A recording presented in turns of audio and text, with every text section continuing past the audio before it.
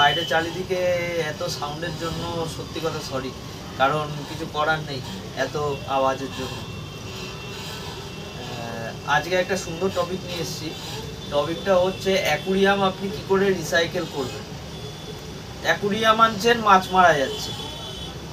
প্রথমের কথা হচ্ছে অ্যাকুরিয়াম আনছেন, মাছ মারা যাচ্ছে। কেন মাছ মারা যাচ্ছে? আপনি তো যত্ন করছেন, তাও মাছটাকে বাঁচাতে পারছেন না। কি করে আপনি মাছটাকে বাঁচাবেন সেইটা। এবারে কথাটা হচ্ছে অ্যাকুরিয়াম আপনি রিসাইকেল ঠিক মতন করছেন না, তাই মাছ মারা যাচ্ছে। জলের প্রবলেম, তার জন্য মাছ মারা যাচ্ছে। জলের টেম্পারেচারের প্রবলেম, তার জন্য মাছ মারা যাচ্ছে।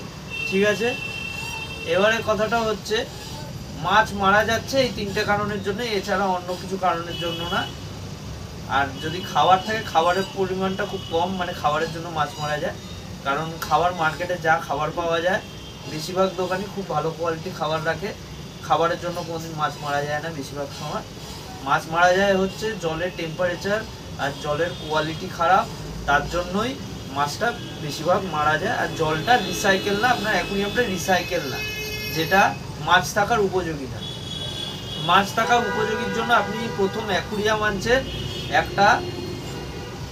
জলটা অ্যাকুরিয়ামটায় আপনার কি করে অ্যাকুরিয়ামটা আপনি সেট আপ করবেন, অ্যাকুরিয়ামের জলটা কি করে আপনি রিসাইকেল করবেন, আমি আপনাকে সেটাই বলবো। মোট কথা হচ্ছে অ্যাকুরিয়াম রিসাইকেল করার জন্য মাছ আপনার প্রচুর মারা যাচ্ছে।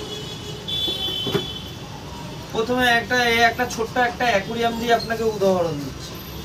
এই অ্যাকুরিয়ামটা আপনি এনেছেন, অ্যাকুরিয়ামটার মধ্যে আপনি প্রথমে একটু সাজানোর জন্য পাথর দিলেন, একটা কোণে আপনি কর্নার ফিল্টার রাখলেন, অথবা স্পঞ্জ ফিল্টার রাখলেন, অথবা বড় অ্যাকুরিয়াম হলে আপনি টপ ফিল্টার, ক্যানিস্টার ফিল্টার, নানা রকম পাওয়ার ফিল্টার আছে, বিভিন্ন ভ্যারাইটির ফিল্টার আছে, সাম ফিল্টার আছে, নানা রকম ভ্যারাইটির ফিল্টার আছে।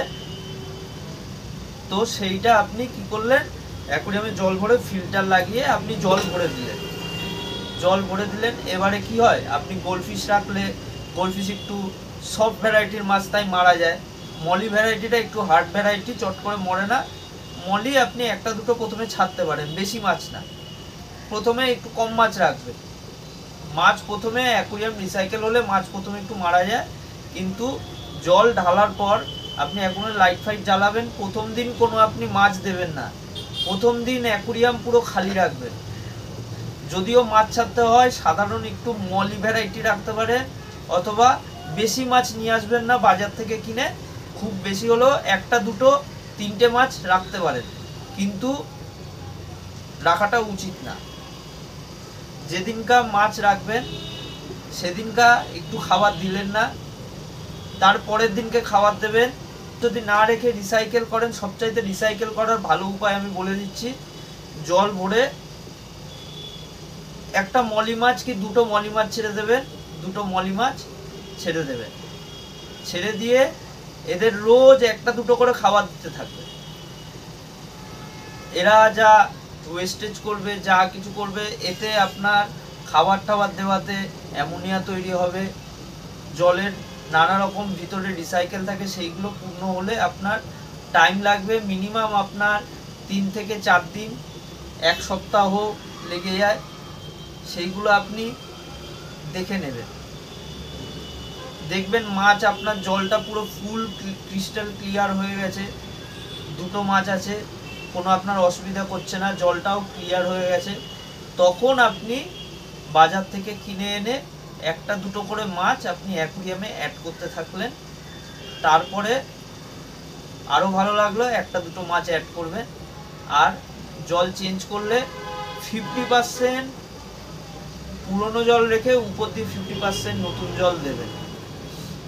এটা হচ্ছে অ্যাকুরিয়ামের নিয়ম। পুরো জল কোনো সময় চেঞ্জ করতে নেই, 50% পুরনো জল রেখে 50% নতুন জল দিতে হয়। এটা হচ্ছে অ্যাকুরিয়ামের নিয়ম। কেউ কোনো দিন নতুন জল পুরো ঢেলে দেবেন না, তাহলে কিন্তু মাছ মরে যাবে টেম্পারেচারের জন্য।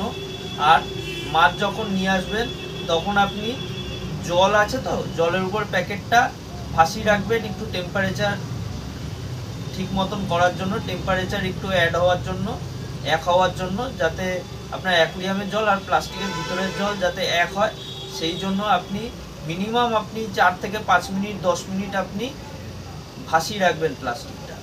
তারপরে জলটা, প্লাস্টিকের ভিতরের জলটা ফেলে দিয়ে আপনার মাছটা ভিতরে অ্যাড করে দিলেন। প্রথমেই অ্যাকুরিয়াম নেওয়ার পর একটু হার্ড ভ্যারাইটির মাছ নেবেন, একটু মলি জাতীয় মাছ নেবেন, অথবা ছোট্ট কিছু কাপ ভ্যারাইটির মাছ নেবেন। এইগুলো খুব হার্ডি মাছ, একটু এই সমস্ত মাছ নেবেন, তাহলে চট করে আপনার মাছ মরবে না। আর জলটা আপনার এরাই আপনার পুরো রিসাইকেল করে দেবে। পরবর্তীকালে আপনি যে কোনো ভ্যারাইটির মাছ পুষতে হলে আপনার কোনো ভয় পাওয়ার কারণ নেই।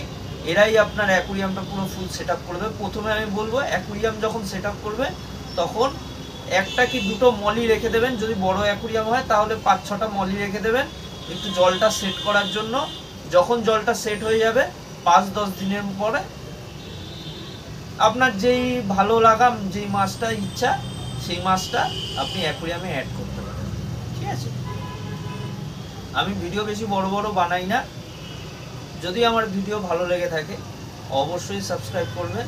আর জলের টেম্পারেচারের কথাটা হচ্ছে, জলের টেম্পারেচার সেটার জন্য আমি পরে একটা ভিডিও বানিয়েছি, আগে একটা ভিডিও বানিয়েছি, সেই ভিডিওটা আপনি দেখে নেবেন। জলের টেম্পারেচার কিভাবে শীতকাল আসছে তার জন্য আমি একটা ভিডিও বানিয়েছি, সেই ভিডিওটা দরকার হলে দেখে নেবেন। আর আমার ভিডিওটা যদি ভালো লেগে থাকে অবশ্যই আপনি আমার ভিডিওটা সাবস্ক্রাইব করে দেবেন, যদি ভিডিওটা ভালো লাগে তো।